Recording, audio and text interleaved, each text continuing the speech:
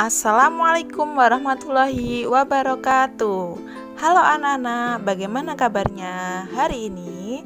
Semoga dalam keadaan sehat walafiat dan tetap semangat belajar ya. Oke, di video kali ini kita akan belajar tentang sejarah perjuangan kemerdekaan bangsa Indonesia. Tujuan pembelajaran, siswa mampu memahami sejarah dan faktor-faktor penjajahan di Indonesia. Materi pokok yang pertama, sejarah dan faktor-faktor penjajahan di Indonesia. Yang kedua, perlawanan terhadap penjajah. Yang ketiga, organisasi pergerakan nasional. Lanjut ke materi pokok yang pertama, yaitu sejarah dan faktor-faktor penjajahan di Indonesia. Latar belakangnya yang pertama, pada tahun 1453, bangsa Turki berhasil menguasai Konstantinopel yang dipimpin oleh Sultan Muhammad II. Konstantinopel adalah pusat perdagangan rempah-rempah yang strategis untuk berdagang, sehingga bangsa Eropa tidak bisa memenuhi kebutuhan rempah-rempahnya. Oleh karena itu, bangsa Eropa melakukan pelayaran ke arah timur untuk mencari rempah-rempah. Salah satu targetnya adalah bangsa Indonesia. Kenapa? Karena bangsa Indonesia memiliki kekayaan alam terutama di rempah-rempah. Dua faktor yang menyebabkan bangsa Eropa masuk ke Indonesia. Faktor yang pertama adalah faktor pendorong dan faktor kedua yaitu faktor penarik. Faktor pendorong dipengaruhi oleh perkembangan ilmu pengetahuan dan teknologi. Pada zaman Renaissance atau zaman pencerahan Eropa, sejak abad ke-14 hingga ke-17, salah satunya telah menemukan teori heliosentris yang dikemukakan oleh Kopernikus. Teori ini menyebutkan bahwa bumi dan planet mengelilingi matahari dan bentuk bumi tidak datar melainkan bulat.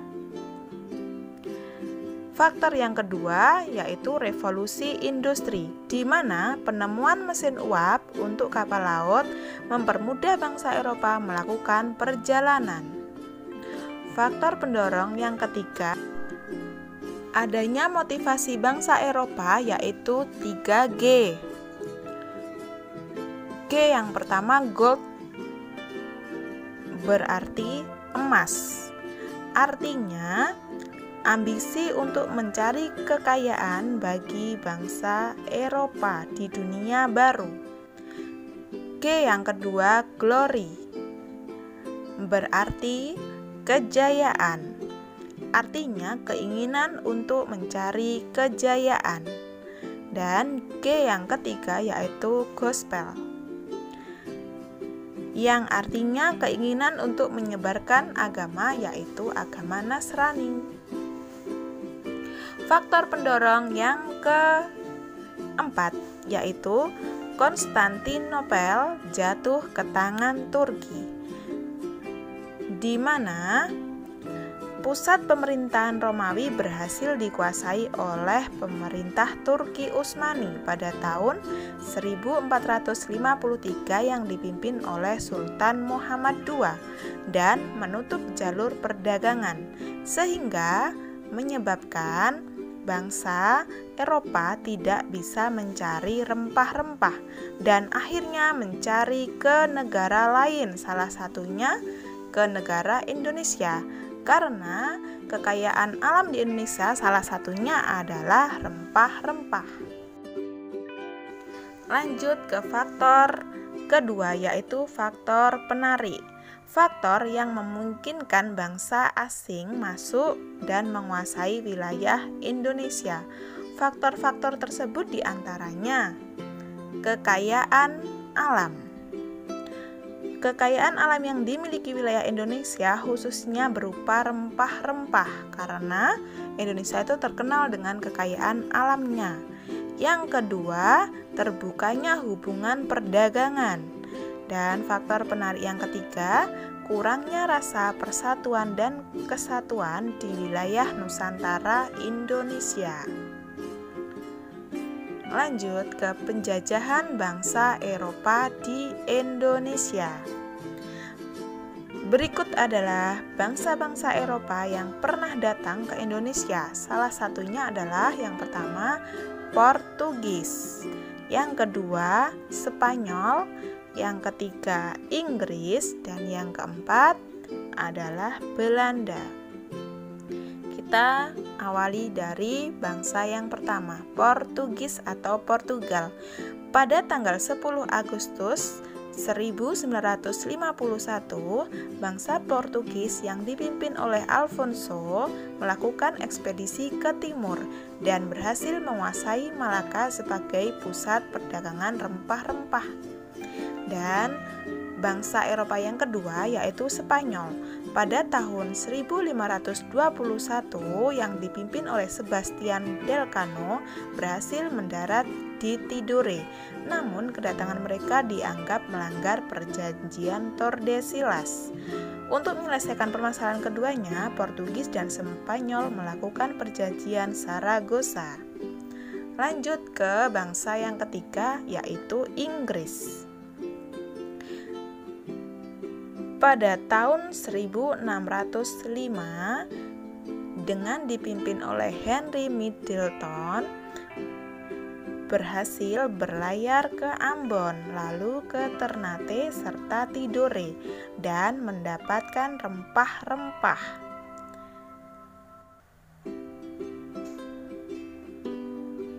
Lanjut ke bangsa Eropa yang berikutnya adalah Belanda. Keberhasilan Portugis dan Spanyol melakukan ekspedisi mendorong bangsa Belanda melakukan hal yang sama. Pada tahun 1596 yang dipimpin oleh Cornelius de Houtman berhasil melakukan ekspedisi melalui rute timur. Namun ditolak kedatangannya oleh bangsa Indonesia. Kemudian pada tahun 1598 yang dipimpin oleh Jacob van Eyck telah berhasil datang ke Indonesia dan disambut baik oleh masyarakat. Akhirnya mereka memanfaatkan keadaan tersebut untuk mencari rempah-rempah. Lanjut ke pembentukan pemerintah kolonial. Pemerintah kolonial Belanda pada tahun 1596 yang dipimpin oleh Cornelius de Houtman telah melakukan perjalanan ke arah timur, yaitu ke Indonesia. Namun kedatangannya ditolak oleh masyarakat Indonesia. Kemudian pada tahun 1598 dengan dipimpin oleh Jacob van Eyck telah berhasil masuk dan menguasai daerah Maluku dan telah berhasil menguasai perdagangan. Maka mereka mendirikan sebuah perusahaan yang disebut dengan VOC. VOC diresmikan pada tanggal 20 Maret 1602 di Amsterdam, Belanda dengan gubernur VOC yaitu Pieter Both.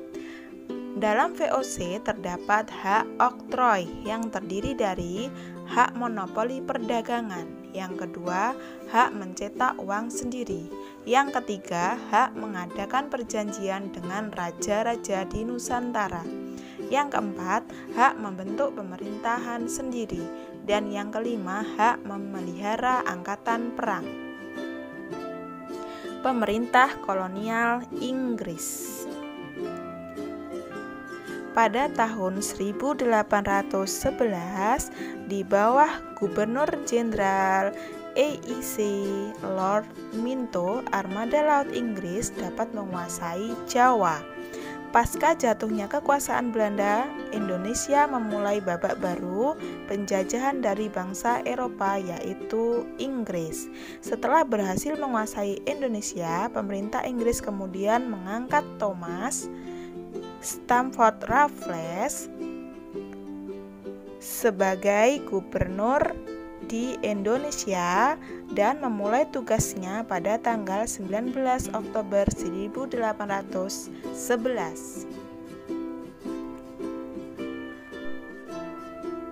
Perlawanan terhadap penjajah. Yang pertama, perlawanan terhadap Portugis. Terjadi dua perlawanan di Indonesia. Yang pertama yaitu perlawanan yang terjadi di Selat Malaka, dan yang kedua perlawanan yang terjadi di Maluku. Yang kedua, perlawanan terhadap Belanda. Yang pertama terjadi yaitu perlawanan Patimura. Perlawanan Patimura dipimpin oleh Thomas Matulessy yang terjadi pada tanggal 16 Mei 1817. Latar belakang terjadinya perlawanan Patimura yaitu salah satunya adalah Benteng Dorstad diduduki oleh Belanda. Yang kedua, rakyat dipaksa menyerahkan ikan asin, dendeng, dan kopi.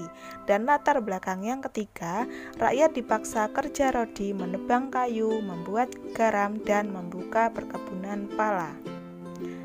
Kemudian perlawanan yang kedua yaitu perlawanan yang disebut Perang Padri. Perang Padri terjadi ada 3 periode. Periode yang pertama yaitu pada tahun 1803 sampai 1837 yang dipimpin oleh Tuanku Pasaman. Dan pada periode kedua pada tahun 1821 sampai 1823 yang dipimpin oleh Tuanku Keramat. Dan periode yang ketiga terjadi Perang Padri pada tahun 1832 sampai 1838 yang dipimpin oleh Tuanku Imam Bonjol. Latar belakangnya yang pertama adalah terjadi perselisihan antara kaum Padri dengan kaum adat. Dan latar belakang yang kedua, kaum adat ingin mempertahankan adatnya seperti berjudi, menyabung ayam, dan minuman keras. Sedangkan kaum Padri ingin memberantasnya karena bertentangan dengan ajaran Islam. Perlawanan yang ketiga disebut dengan Perang Diponegoro. Perang Diponegoro dipimpin oleh Pangeran Diponegoro. Perang Diponegoro terjadi pada tahun 1825 sampai 1830. Yang melatar belakangi terjadinya Perang Diponegoro salah satunya adalah wilayah Mataram yang semakin dipersempit. Latar belakang yang kedua, pemerintah Hindia Belanda melarang keluarga bangsawan menyewakan tanah kepada pengusaha-penguasa perkebunan Belanda. Lanjut, organisasi pergerakan nasional. Organisasi pergerakan nasional pada masa penjajahan Belanda diantaranya yaitu sebagai berikut. 1. Budi Utomo. Budi Utomo berdiri pada tahun 1908. Tokoh pendirinya adalah Dr. Sutomo. Tujuan dari didirikan organisasi Budi Utomo yaitu meningkatkan derajat dan martabat bangsa melalui pendidikan. Yang kedua, meningkatkan ekonomi rakyat dan mempererat kehidupan sosial. Bentuk perjuangan Budi Utomo yang pertama, bekerja sama dengan Belanda untuk memperjuangkan kemerdekaan. Organisasi nasional yang kedua dan yang ketiga adalah Serikat Dagang Islam dan Serikat Islam. Serikat Dagang Islam berdiri pada tahun 1911, sedangkan Serikat Islam berdiri pada tahun 1912 yang dipimpin oleh Haji Saman Hudi. Tujuan dari Serikat Dagang Islam adalah meningkatkan kesejahteraan bangsa di bawah ajaran Islam. bentuk perjuangannya yaitu mendorong persatuan para pedagang batik. Dan tujuan berdirinya Organisasi Nasional Sarekat Islam yaitu memajukan perekonomian masyarakat. Bentuk perjuangannya yaitu membela petani yang tertindas dan menaikkan upah para pekerja. Lanjut, organisasi berikutnya yaitu Muhammadiyah yang berdiri pada tahun 1912 yang dipimpin oleh Kiai Haji Ahmad Dahlan. Tujuannya didirikan organisasi tersebut adalah menjunjung tinggi ajaran agama Islam dalam kehidupan sehari-hari melalui pendidikan dan kemasyarakatan. Bentuk perjuangannya yaitu mendirikan sekolah, rumah sakit, dan panti asuhan. Nah, berikutnya, organisasi berikutnya adalah Indische Partei. Berdiri pada tahun 1912, pendirinya dikenal dengan 3 serangkai yang terdiri dari 3 tokoh. Yang pertama adalah Dost Dekker, tokoh yang kedua Ki Hajar Dewantara, dan yang ketiga Dr. Cipto Mangunkusumo. Tujuan didirikan Indische Partei adalah membangun rasa nasionalisme agar terbina persatuan dan kesatuan bangsa tanpa bekerja sama dengan bangsa Belanda. Bentuk perjuangannya adalah menumbuhkan nasionalisme dan patriotisme melalui tulisan di koran yang disebarkan kepada rakyat. Dan bentuk organisasi yang berikutnya adalah Perhimpunan Indonesia, berdiri pada tahun 1922. Pendirinya adalah Muhammad Hatta. Tujuan didirikan Perhimpunan Indonesia adalah menuntut Indonesia merdeka. Bentuk perjuangannya yaitu mempengaruhi pemikiran rakyat melalui majalah yang semula bernama Hindia Putra menjadi Indonesia Merdeka. Nah, organisasi selanjutnya yaitu Taman Siswa, berdiri pada tahun 1922 yang didirikan oleh Ki Hajar Dewantara. Tujuannya adalah meningkatkan jiwa kebangsaan dan bentuk perjuangannya yaitu mendirikan sekolah perguruan taman siswa. Demikian video kali ini, semoga bermanfaat. Terima kasih dan tetap semangat belajar ya. Assalamualaikum warahmatullahi wabarakatuh.